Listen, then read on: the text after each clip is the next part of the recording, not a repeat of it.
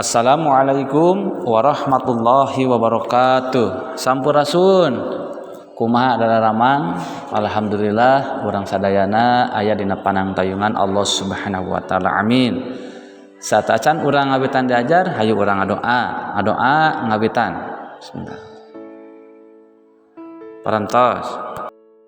Materi dinten ayeuna bab 3 PBT aksara Sunda.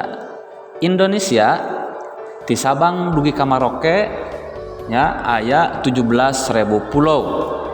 Saur Pak Jokowi aya ragam bahasa anu seueur nyaeta 1.100 bahasa.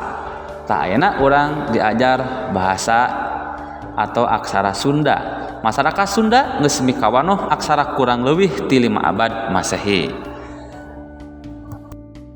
Bagian penting dinu aksara Sunda aya 4. Anu kahiji aksara suara atau napi vokal, anu kadua aksara ngalegena konsonan, anu katilu rarangken atawa vokalisasi, anu kaopat angka. Anu kahiji aksara suara atawa vokal mandiri aya 7. Nah, urang bacakeun sasarengan. A, I, U, O, E, ulangi. A, I, U, O, E, Anu kadua aksara ngalegena atanapi konsonan. Contohna urang sasarangan baca ka, ga, nga, ca, ja, nya, ta, da, na, pa, ba, ma, ya, ra, la, wa, sa, ha. Anu katilu aksara rarangken atawa vokalisasi. Aksara rangken atawa vokalisasi gunana pikeun ngarobah aksara ngalegena. Jumlahna aya 13. Nu kahiji panghulu, panyuku, paneleng, panolong, pamepet, paneuleung, panglayar, panyecek, pangwisad, panyakra, pamingkal, panyiku jeung pamaeh.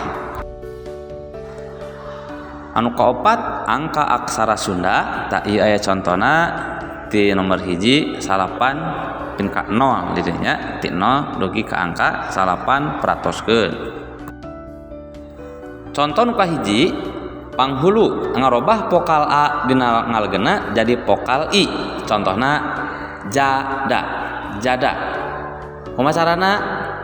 Jada. Huruf da diganti ku huruf I yang ngarobah make rarangken panghulu I. Contoh anu kadua jadi aya tulisan ngalagana. Ngalagana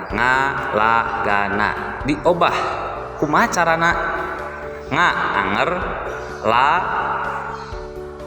ga jadi G berarti namahan rarangken E.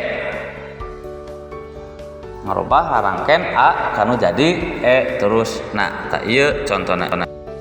Contoh anu sajana aya dina buku PBT kaca 22 dugi kaca 24. Pancen hidup kerjakeun halaman 24 pancen A soal latihan A sareng latihan B.